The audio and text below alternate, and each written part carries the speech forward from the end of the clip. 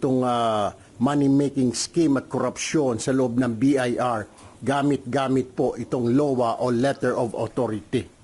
Investigation in aid of legislation into the alleged misuse and weaponization of letters of authority by the personnel of the Bureau of Internal Revenue as a money-making scheme and other systematic abuses with the end in view of recommending reforms to strengthen transparency, fairness and accountability and tax administration. Marami pong reklamo ang nakarating po sa amin. Hindi lang po sa inyong lingkod, kundi marami pong mga senador ang nilapitan na rin ng mga kumpanya. Malaki man o maliit na kumpanya, nagreklamo na po dahil ginagamit na raw po ng mga tauhan ng BIR itong LOA para mangikil. Habang abalang-abala po tayong lahat dito po sa flood control, may nangyayari pong korupsyon naman dito po sa Bureau of Internal Revenue. Kaya po nasabi ko po nga pangalawa sa corruption na ahensya, number 1 po ang DPWH, pangalawa po ang Bureau of Internal Revenue. Dahil sobra-sobra po yung kanilang ginagawa. Kahit nagbayad na po yung isang negosyante, negosyo ng kanyang buwis, i-inspeksyonin pa po. Ang pagkaintindi ko po sa LOA, ang LOA po ay parang search warrant po. Bibigyan ka ng LOA kapag nagduda sila doon sa ibinayad mong tax. Bayad na po ng tax yung isang kumpanya. Maliit man na kumpanya, corporations man yan, or single proprietorship, hindi na po pinapatawad. Kaya marami na pong umaray simula sa Luzon hanggang sa Mindanao, yung mga negosyante nagrereklamo. Ang objective po natin sa pagpa-file po nito ay para maimbestigahan po ng Blue Ribbon itong money-making scheme at korupsyon sa loob ng BIR gamit-gamit po itong LOA o Letter of Authority. So, ayan po yung ginawa po natin at hoping na ito po ay matakil kaagad ng Blue Ribbon sa lalong madaling panahon dahil talagang inabuso po ito habang busy po ang lahat dito sa flood control mess or scam. Sir, may identify na ba kayo sa mga personal? Anong level nila? Mga examiner po pero kailangan din natin patawag siguro yung dating commissioner, si Commissioner Lumagi, kasi under his administration na abuso po itong letter of authority.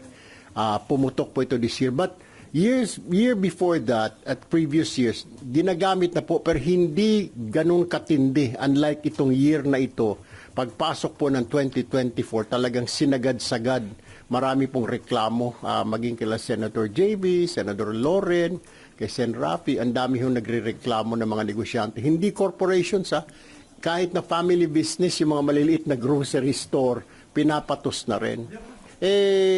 Inconvenience po yun. How can you operate kung may nakabantay na tiga-BI at binubulat-lat yung iyong mga libro, iyong mga bank accounts? Medyo mahirap po mag-operate.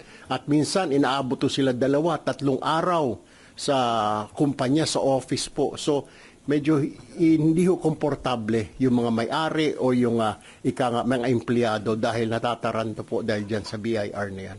Sir, bukod doon sa mga rason, bakit nasibak si Lumaki?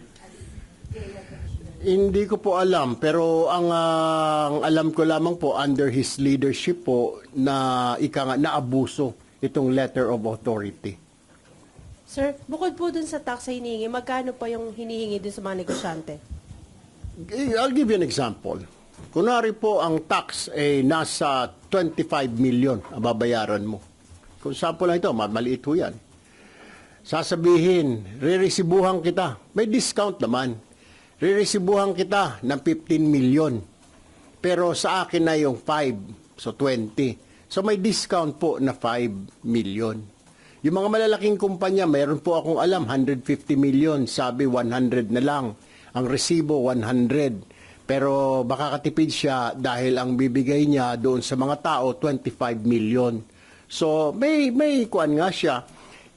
It is a source of corruption. Corruption ho, hindi lang doon sa empleyado ng BIR, pati na rin yung mga negosyante, kumpanya, tinuturuan po nila na mangikil, bribery na bibigyan. So dumami po.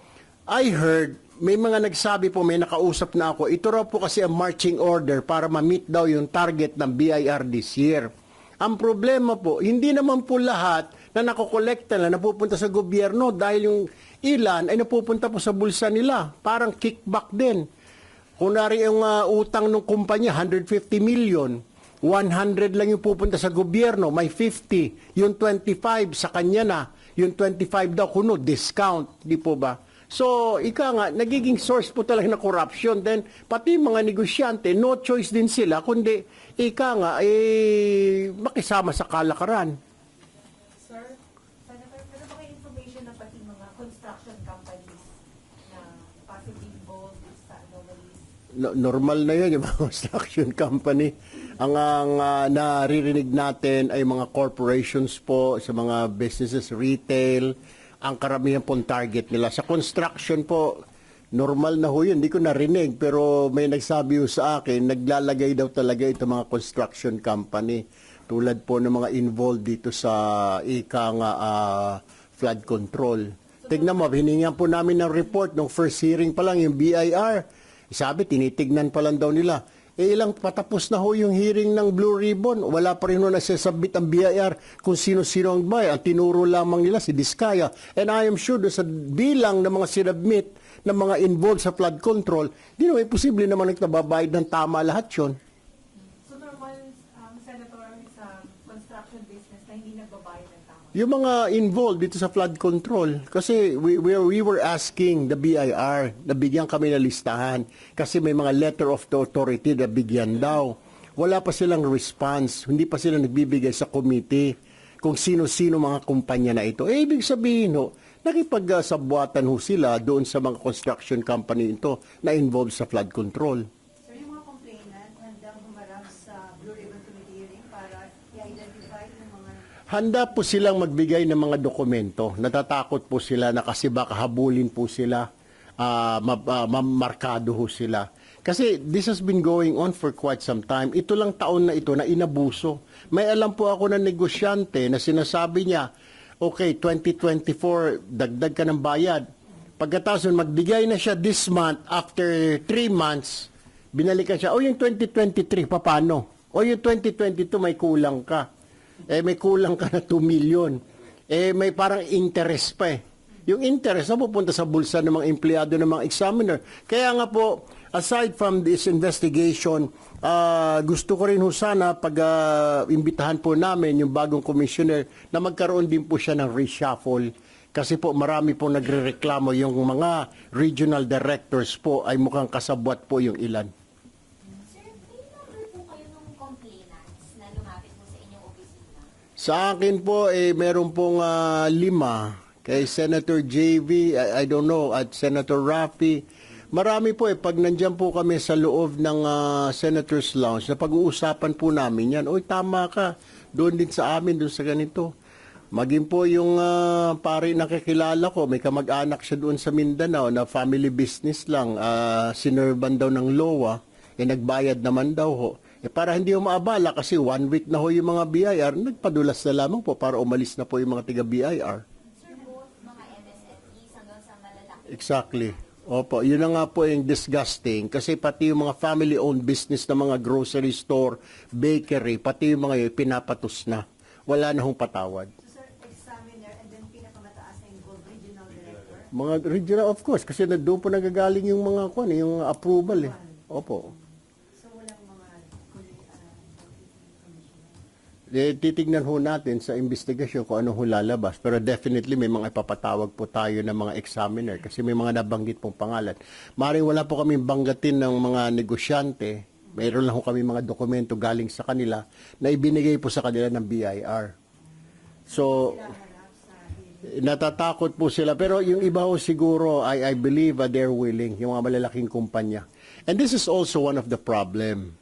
Kaya yung investors natin, because of that, wala akong pumapasok na tatakot because dito sa mga naririnig nila, sa sinasabi nila na sobrang corruption, pati dyan sa internal revenue natin.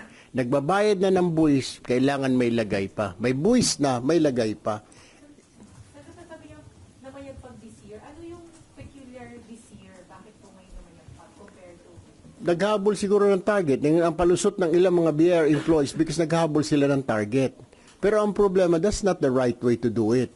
Masyado namang inabuso. Tapos, yung iba, talagang